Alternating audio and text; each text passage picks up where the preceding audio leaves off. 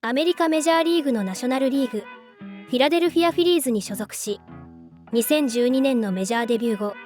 現在まで2度の MVP を獲得した現役のスーパースターブライス・ハーパー選手は、日本が世界に誇る二刀流大谷翔平選手についてメジャー移籍直後から大絶賛していることで話題となっています。大谷選手自身もハーパー選手を尊敬しており、そのプレーを見るのが好きで、バッティングフォームを参考にしているそうです。そのことをインタビュアーから聞かされたハーパー選手は、それはとてもクールなことだね、と喜んだそうです。また、大谷翔平選手のビデオを見て、彼のスイングは自分のスイングにとてもよく似ている。まず右足を踏み出して、次に体重移動させる動き、そして頭の位置を水平に保っているんだ。スイングの最中に頭が全く動いていないのが素晴らしい。すごいスイングだし、間違いなく特別な選手だと分かったよ。と自身のスイングとの共通点を挙げ、非常に好意的なコメントを残しました。そんなハーパー選手もシーズン開幕当初からニュースなどで大谷翔平選手の映像は必ずチェックしていたそうです。とても楽しんでプレーしているのが彼の表情を見ていればわかるよ。いつも笑顔を浮かべているからね。素晴らしいスイングをしているし、打席でのアプローチもいい。おまけに投手としてはマウンド上でも手に負えないとんでもない球を投げていると高く評価していました。そして二刀流としての大谷選手の実力には目を見張るものがあったようで、いきなり投打両面で結果を出している彼は本当に特別な選手だよと語っています。ハーパー選手にとっても大谷選手は特別な存在として見えているようです。今回のサムライメジャーリーガーチャンネルでは、ブライス・ハーパー選手と大谷翔平選手との関係についてまとめていきます。ハーパー選手経歴。1992年、アメリカのネバダ州ラスベガスに生まれたブライス・ハーパー選手は、幼い頃からその逸材ぶりを発揮していたといいます。3歳からティーボールを始めたブライス少年は、7歳になると10歳の子供たちに混じって野球の試合に参加するようになります。その際、200フィート、約61メートルの打球を飛ばすなど規格外のパワーを発揮し、相手チームから年齢詐称を疑われたため、出生証明書を常に携帯していたというエピソードを持ちます。9歳からはアリゾナ州やコロラド州などに遠征する選抜チームに参加するようになります。そして当時から体格には恵まれており、12歳の時にはすでに5フィート10インチ、約 177.8 センチの身長があったそうです。その後も才能を発揮したハーパー選手は地元のラスベガス高等学校に進学します。2008年にはメキシコで行われたアンダー16パンアメリカ大会のメンバーに選出されており、同大会では打率5割7分1厘の成績で MVP に選出されています。強打を誇るハーパー選手はキューバ戦で終盤に登板し、セーブを記録するなど二刀流の活躍を見せます。そして翌年、2009年シーズンは39試合に出場し、115打数で打率6割2分6厘、14本塁打、22二塁打、9三塁打、36盗塁、55打点、そして最も驚くべき数字として三振はわずかに5つという驚異的な成績を残しています。さらにこの年はアンダー18アメリカ代表にも選出されました。この活躍が全米で認められ、アメリカ最大手のスポーツ雑誌スポーツイラストレーテッドの表紙に抜擢されます。これは高校生プレイヤーとしては異例の出来事です。同誌は若干16歳のブライス少年を野球界の選ばれし者として紹介しました。そして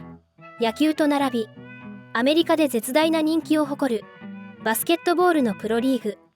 NBA のクリーブランドキャバリアーズに所属するスーパースターレブロン・ジェームズ氏を引き合いに出し、彼は野球界のレブロン・ジェームズだと16歳の天才ブライス少年の才能に驚き絶賛しました。その後、飛び級でサザンネバダ大学に進学したハーパー選手はそこでも実力を発揮し、2010年シーズンは66試合の出場で打率4割4分3厘、31本塁打、98打点、OPS1.513 を記録しました。そしてその活躍が評価され、その年最も優れたアマチュア選手に贈られるゴールデンスパイク賞を受賞しました。そして同2010年のドラフト1巡目でワシントンナショナルズに指名され、入団1年目からマイナーリーグで好成績を残すと、2年目の2012年4月にメジャー初昇格を果たしました。メジャーデビューからわずか1週間後のフィラデルフィアフィリーズ戦で、10代の選手としては実に48年ぶりのホームスチールを成功させるなど、インパクトを残しました。その後レギュラーに定着し、さらにこの年のオールスターゲームにも出場を果たしたハーパー選手は史上2人目となる10代で20本塁打の達成者となります。22歳となった2015年シーズンには驚くべき成績を残します。5月6日のマイアミマーリンズ戦で1試合3本塁打を記録するなど、本塁打の数が飛躍的に増え、最終的にこのシーズンは本塁打を42本まで伸ばし、本塁打王を獲得しました。圧倒的な長打力に加え、確率の高い打撃、チャンスに強い打撃など、圧倒的な成績を残したハーパー選手は、満票でナショナルリーグの MVP に選出されました。22歳で満票での MVP 受賞は、長いメジャーリーグの歴史上、史上最年少の記録となっています。その後も毎年30本前後の本塁打を放つなど、ハイレベルな成績を続けて残したハーパー選手は2019年にフィラデルフィアフィリーズに移籍します。2021年には顔面への支給が影響したとされる不調もあり、さらには手首の負傷による途中離脱がありながらも、6月以降好調を維持し、終わってみれば怪我の影響を感じさせない素晴らしい成績を残し、史上32人目となる2度目のリーグ MVP に輝きました。翌2022年には靭帯損傷や子宮による骨折の影響があり、これまでのような圧倒的な打撃は影を潜めましたが、フィリーズの11年ぶりのプレーオフ進出に貢献し、プレーオフでは打率4割1分9厘、5本塁打、11打点とその打棒が爆発しました。ハーパー選手の活躍も及ばずワールドチャンピオンは逃しましたが、チームをワールドシリーズへ導いています。大谷とハーパー。そんなメジャーリーグを代表するスーパースター、ブライス・ハーパー選手のことを大谷選手も非常にリスペクトしています。大谷選手は2017年オフにポスティングシステムを利用し、エンゼルスに入団した頃からメジャーリーガーの中でも2歳年上のハーパー選手を尊敬し、彼のバッティングフォームを自身の参考にするようになりました。入団当時のインタビューでも、大谷選手はハーパー選手のプレーを見るのがとても好きで、映像を見て彼の打撃を研究していますと明かしていました。確かに大谷選手のバッティングとハーパー選手のバッティングは共通点が多いです。大谷選手のバッティングフォームは一般的な日本人選手のフォームとは異なり、より打球に角度がつきやすくフライが上がりやすいバット軌道を描きます。しかしフライが上がりやすくホームラン性の打球が打ちやすい一方、投手の投げるボールを正確にコンタクトすることが難しくなります。さらに大谷選手のスイングは下から振り上げるような軌道を描くため、背筋を含めた全身とてつもない筋力を必要とします。このスイング、一般的な日本人の体格、そして筋力ではとても難しいとされています。ハーパー選手も大谷選手と同じように、その恵まれた体格を生かしたとてつもない筋力で、下から振り上げるようなスイング軌道を描きます。このようにメジャーリーグを代表するスラッガーのバッティングフォームを取り入れた大谷選手ですが、それを可能にしているのは日々の努力のほかありません。想像を絶するようなハードな筋力トレーニングと、徹底的な栄養管理が大谷選手のバッティングを支えています。もちろん体格と筋力だけではなく、ハーパー選手の非常に高い技術がなせるスイングを取り入れることのできる大谷選手もまた非常に高い技術を持っていることは言うまでもありません。そんなお互いをリスペクトし合う大谷選手とハーパー選手ですが、さらにハーパー選手の口からは大谷選手を称賛するコメントが数多くあります。試合中のインタビューで、現在最もエキサイティングな選手は誰かという質問に対し、大谷選手の名前を挙げ、大谷選手は投打両面でナンバーワンかもしれない。98マイルを投げて450フィートも飛ばすんだから。と、さらに、特別な選手だし、スーパースターなんだ。とこれまた手放しで称賛しました。高校時代には投手として95マイルの速球を投げ、さらに野手としてホームランを量産していたハーパー選手でさえ、メジャーリーグでは野手のみで勝負してきたため、投打二刀流での活躍というのは余計に信じられない出来事だと想像できます。今まで経験をしてきたからこそ努力とセンスが桁違いだということを感じたのでしょう。さらに別のメディアでのインタビューでは、投打両方であのような成功を収められるなんて奇跡だ。彼の存在は一世代に一人の才能だし、そう簡単に見られるものではないよ。と語り、彼のプレーを見るのがとても大好きだし、プレーを見ていて楽しく、本当に感心させられる。野球選手としてだけでなく、人としても選手としても信じられないほど素晴らしいよ。と称賛の嵐でした。大谷選手の野球を楽しむ姿勢がハーパー選手の目を引きつけてやまないのでしょう。大谷選手の人間性にも言及したハーパー選手ですが、大谷選手の野球へ取り組む姿勢の素晴らしさは他の選手にも大きな影響を及ぼしているようです。そしてハーパー選手は大谷選手と実際に対戦することをとても楽しみにしていたといいます。そんなハーパー選手の思いが届いたのか、2022年にはこの2人の所属するチーム同士の対決が実現しています。そしてその試合、ハーパー選手は大谷選手の目の前で2本塁打4打点と力を見せつけます。試合後のインタビューでハーパー選手は大谷選手についてコメントしました。彼はスーパースター。普段は彼を見れないけれど、こうして実際に彼のプレーを見るのはとても楽しいことだよ。改めて彼がこのレベルで二刀流をやっていることには感心させられる。と称賛しました。ハーパー選手はかねてから選手が誰であれ成功する姿を見るのが好きなんだと語っており、大谷選手の異次元のプレーに虜になっているようです。もともとハーパー選手に憧れていた大谷選手ですから、憧れていた選手からの称賛の嵐は非常に嬉しいことでしょう。この一連の大谷選手とハーパー選手に関するやり取りにファンたちも多く反応しています。大谷選手がすごいということをハーパー選手は昔から言っていることを考えると当然リップサービスではないでしょう。アマチュア時代からアメリカ全土で騒がれ続けていて、シーズン MVP を2度受賞したハーパー選手がそこまで評価している大谷選手のやってきたことは信じられないぐらいに凄まじいし、大谷選手は近代野球の常識を変えたと思う。ハーパー選手は本当に規格外で常識外れな選手。そんなハーパー選手も5ツールプレイヤーで、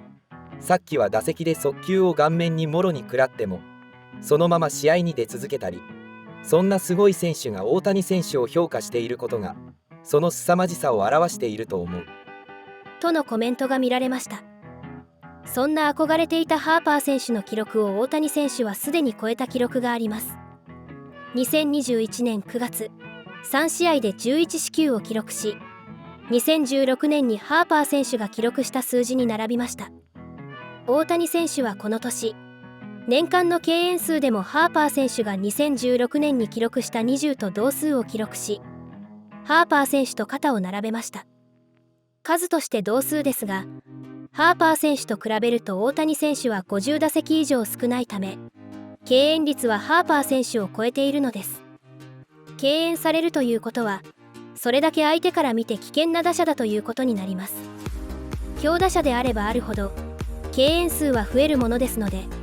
その割合でハーパー選手を超えた大谷選手が、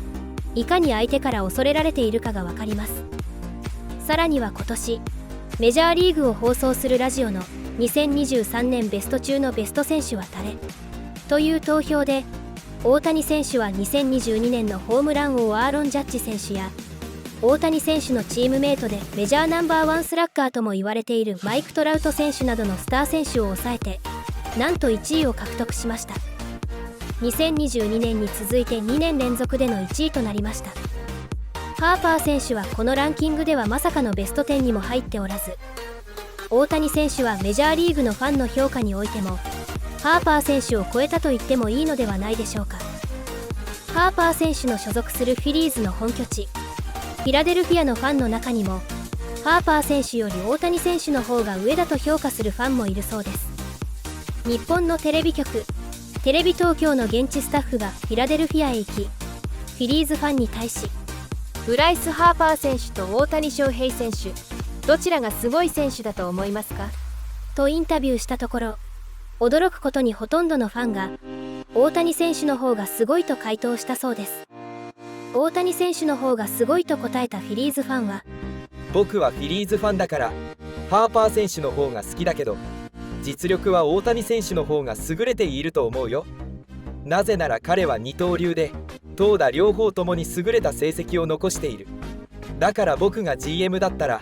どちらの選手を獲得するかと聞かれれば絶対に大谷選手を選ぶよと、フィリーズのファンにもその実力を認めさせてしまう大谷選手がいかにすごいかがわかるエピソードですね。目の肥えた現地のファンはお世辞で褒めるようなことは少ないため、アメリカ全土が大谷選手を評価しているようです。その他にもこんな声が上がっています。シーズン MVP が決まる番組があるのですが、それを見ていた時、リモート出演している MVP 候補で年下のタティス・ジュニア選手に対してのリスペクトを感じたし、シーズン MVP がハーパーに決まった瞬間、家族や専属料理人などのファミリーに囲まれ、人目もはばからず男泣きするハーパー選手は本当にかっこよかった。大谷選手もハーパー選手もすごいしかっこいい。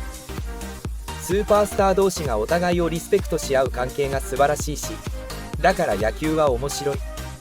と、2人の関係性には非常に好意的なコメントが多く寄せられました。そしてハーパー選手に憧れを持つ日本人メジャーリーガーは大谷選手だけではありません。今年日本人野手として史上最高額となる5年総額120億円を超える超大型契約でボストンレッドソックスへ移籍した吉田正尚選手もその一人です。日本屈指のスラッガーである吉田正尚選手ですが、メジャーリーグへ挑戦する前からハーパー選手へ強い憧れを抱いていたといいます。吉田選手のハーパー選手への憧れはかなりのもので、吉田選手が WBC 日本代表で着用したユニフォームの背番号はハーパー選手と同じ34であったり、飼っている愛犬のフレンチブルドッグにハーパーと命名するなど強いリスペクトを感じます。そしてメジャーリーグへ移籍した吉田選手はフィラデルフィア・フィリーズとの試合前、敵地シチズンズバンクパークで憧れのハーパー選手との対面を果たしました。その時吉田選手は昨年のナ・リーグ優勝決定シリーズでハーパー選手が実際に使用したサイン入りのバットや緑色のスパイクなどをプレゼントされました。吉田選手は間違いなく宝物になりますとコメントしました。吉田選手は青学大4年時に初めて見たハーパー選手のスイングに魅了されたそうです。この対面の様子をボストンの現地メディアでレッドソックスを担当するイアン・ブラウン記者はこのように伝えました。15試合連続安打中の吉田はシチズンズバンクパークで行われた土曜のフィリーズ戦の前に彼のアイドルと会ったのである。そのアイドルとはブライス・ハーパーだ。そしてその際、ハーパー選手がバット2本とスパイクを吉田選手にプレゼントしたことについて触れ、プレゼントは吉田にとって宝物になっただろう。ハーパーが子供の頃どれだけニューヨークヤンキースのデレク・ジーター氏、バーニー・ウィリアムス氏に憧れていたかを考えると、吉田が彼のことを同じように思っていることについてとても光栄に感じているとし、また吉田選手が自身に憧れていることをハーパー選手に伝えると、ハーパー選手はとても光栄だね。それはとてもクールなことだよ。皆誰しも若い頃は誰かを尊敬し、その人の真似をしようとするものだから。僕にとってそれは父だった。僕は僕らのために一生懸命働く父の姿を覚えている。それと同じようなインパクトを他の人に及ぼすことができるのはとてもクールだ。どのような職業であれ尊敬される人間になるというのはとても謙虚な気持ちになれる。誰かにとってそういう人間になれるのはとてもクールなことだとコメントしました。さらにハーパー選手は吉田選手について、彼はここに来てすごく短い期間でアジャストし成功している。皆この舞台が厳しいものだということは理解しているが、ごく短期間で成功した彼はとてもクールだし、彼を見るのは楽しみだよと称賛しました。このコメントが吉田選手に届いていればすごく嬉しかったに違いありません。それだけ吉田選手はハーパー選手へ憧れリスペクトし、さらにはそのプレーを参考にしているのです。このように日本を代表するスラッガー吉田正尚選手も憧れるブライス・ハーパー選手が手放しで称賛している大谷選手の凄さがよりわかるエピソードだと思います。そして注目すべきはハーパー選手が現役のトッププレイヤーであるということです。ハーパー選手は2019年当時26歳の若さでワシントンナショナルズからフィラデルフィア・フィリーズへ13年総額3億3000万ドル、日本円で約367億円もの大金で移籍をしました。史上最年少でシーズン MVP を獲得したハーパー選手は過去の名選手たちと比較されることも多く、フィリーズはその若さと才能を非常に高くしての獲得でした。しかしハーパー選手への評価は決してポジティブなものばかりではありませんでした。その理由は MVP を獲得した2015年以降年々成績が下降していること、そして非常にアグレッシブなプレースタイルもあり、その怪我の多さも懸念されていました。さらには気性の激しさをネガティブに捉える声もありました。しかし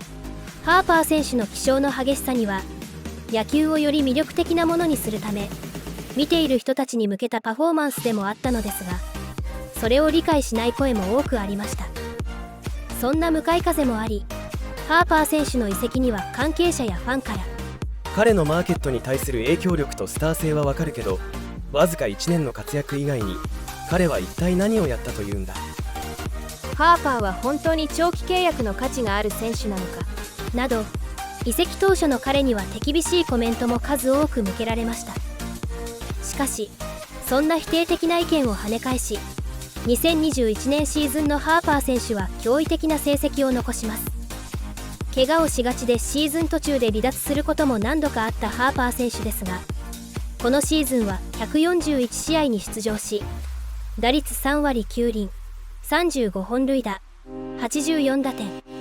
そしてリーグ最多の42二塁打をマークし、長打率6割1分5厘、OPS1.044 もリーグトップでした。そしてサンディエゴパドレスのフェルナンド・タティス・ジュニア選手、ワシントンナショナルズのファン・ソト選手を抑え、見事自身2度目となるシーズン MVP を獲得しました。否定的な意見も数多くあったフィリーズ移籍から3年目のシーズンでの快挙にハーパー選手はここまで復活するまでに周りのみんなが支えてくれたと涙ながらに語りました。想像を絶する困難を乗り越え見事復活を果たしたハーパー選手はとてつもない精神力とスター性を兼ね備えた真のスーパースターと言えます。そんなスーパースターが2度目のシーズン MVP を獲得した同年、日本から来た侍大谷翔平選手の MVP 獲得には特別な思いがあったことは想像に難しくありません。実際に大谷選手の MVP 受賞を受け、ハーパー選手は次のように語っています。彼こそが野球界にとってのスーパースターなんだ。大谷は100マイルのスピードボールを投げて450フィートの打球を飛ばすんだ。高校生の試合じゃない、メジャーリーグの舞台でやってのけている。だからこそ非常に感心するし、だから彼はあれだけスペシャルな選手なんだと絶賛し、思いを寄せています。そして実際に大谷選手のプレーを目にしたハーパー選手は、彼を見るのはいつも楽しいよ。彼はスーパースターです。そこにいるだけで花がある選手だ。彼の試合の運び方や投球は遠く離れたところからテレビ観戦などではわからない。彼が自分の仕事をするのを見るのはとても楽しかった。見ていて微笑ましくなるほどだった。彼がメジャーの激しい競争レベルの中でやっている二刀流はとても印象的なことだし、彼と同じことをできる選手はいない。素晴らしい選手だと実際に試合相手として大谷選手と対峙し、その凄さを実感したとコメントしています。さてハーパー選手はこのように大谷選手の実力を認め、同じ MVP 受賞者としても高く評価していますが、その理由にはハーパー選手が置かれている状況からも分かります。2021年に2度目の MVP を受賞したハーパー選手でしたが、肘の状態が思わしくなく、翌年は指名打者での出場を続けています。右肘の靭帯損傷が原因でボールが投げられない状態となっていたのです。ボールが投げられない状況では、ハーパー選手の定位置である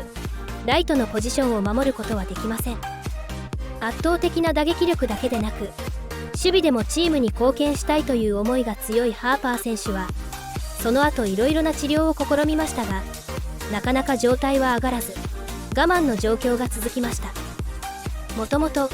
走攻守すべてのプレーにおいて全力プレーを信条としているハーパー選手にとって、定位置としているライトのポジションにつけないことは非常にストレスがかかることでした。しかしそんな状況でも、チームのため、自分にできることで精一杯貢献するために指名打者での出場を続けていました。そんなハーパー選手からすると、二刀流という体に負担がかかる状況でも決してコンディションを言い訳にしない大谷選手の姿勢は共感するものが大きかったのではないでしょうか。ハーパー選手は大谷選手の同僚マイク・トラウト選手も含め、次のようにコメントしています。このリーグで成功を収めた選手との戦いは本当に楽しい。それは誰であれ、翔平もトラウトもね。今夜の試合で彼らは良くなかったが、彼らのプレーを見ることができた。みんな彼らが成功するのを見たいんだ。選手も自分のやっていることで成功を示したいんだ。それがこのゲームを素晴らしいものにさせる。ファンにとってもよりゲームが素晴らしくなる。そしてそれが何よりもチームのためになるんだと、シーズンを通して万全な状態でいることは難しいことをよく理解しているハーパー選手は、コンディションの良し悪しにかかわらずチームに全力で貢献する姿を称賛していました。そんな大谷選手といえば、2018年に靭帯再建手術、いわゆるトミー・ジョン手術を受け、2021年に復帰登板し、実に1072日ぶりの白星を手にしました。そんな怪我から復活した境遇も、大谷選手がハーパー選手からリスペクトを受ける理由の一つかもしれません。2022年シーズンのハーパー選手は、右肘の不安により指名打者専任となり、さらには子宮による左手親指骨折で2ヶ月の戦線離脱を余儀なくされました。それでも99試合に出場して打率2割8分6厘、18本塁打、65打点、11盗塁、OPS0.878 を記録し、ポストシーズンでも大活躍してチームのリーグ優勝に貢献しました。そしてオフには大谷選手が受けたのと同じトミー・ジョン手術を受け、2023年シーズンに挑んでいます。同じ痛みを分かる大谷選手の活躍は、リハビリ中のハーパー選手を勇気づけたに違いありません。そんなハーパー選手は2023年シーズン6月現在、40試合に出場し、152打数45安打で打率は2割9分6厘とハイアベレージを残しています。他にも二塁打10本、本塁打3本と自慢の長打力も戻りつつあります。怪我から復帰し間もない状況でこの数字を残せるのはさすがスーパースターといったところです。対する大谷選手は打者として277打数83安打で打率3割ちょうど、そして驚くべきはその長打力で二塁打14本、三塁打3本、本塁打24本で長打率が6割3分2厘と屈強な長距離打者が揃うメジャーリーグの中でも6割超えは目を見張るものがあります。そして投手としても14試合の先発登板で防御率は 3.29、 勝率は7割5分と非常に安定感のあるピッチングを続けています。このように大谷選手とハーパー選手は怪我と戦いながら決して万全なコンディションではない状況でもしっかりと成績を残し、その超人的なプレーで現地の野球ファンだけでなく私たち日本の野球ファンも楽しませてくれます。2人の MVP 受賞者にはこのように屈強な体と精神力という共通点が垣間見えます。世界一ハイレベルなアメリカメジャーリーグで一度 MVP を受賞するだけでも十分すごいのですが、大谷選手には今年2023年シーズン2度目のシーズン MVP 受賞をついつい期待してしまいます。そしてハーパー選手も大谷選手への思いやリスペクトが感じられるコメントを見ると、日本のファンとしては怪我からの完全復活を遂げてほしい気持ちにもなります。2023年シーズンも中盤戦に差し掛かっている現在、個人成績のみでなくチームの優勝争いも佳境を迎える終盤戦に向け、大谷選手とハーパー選手2人のスーパープレーをまだまだ見られると思うと楽しみで仕方がないです。大谷選手はアメリカンリーグ、ハーパー選手はナショナルリーグと対戦する機会はそう多くない2人ですが、互いにリスペクトし合い、互いのプレーに触発されてさらなるスーパープレーを生み出すような関係はアスリートとして理想の関係ではないでしょうか。いつかこの2人がワールドチャンピオンをかけてアメリカンリーグとナショナルリーグの代表としてワールドシリーズを戦う姿を期待したいと思います。いかがだったでしょうか。今回はブライス・ハーパー選手と大谷選手の関係についてお伝えしました。これからも楽しくて刺激的なコンテンツをお届けできるよう努力してまいります。励みになりますので高評価、チャンネル登録をお願いします。次回の動画でも皆様に感動や驚き、そして笑顔をお届けできることを願っています。どうぞお見逃しなく。夢七がお伝えしました。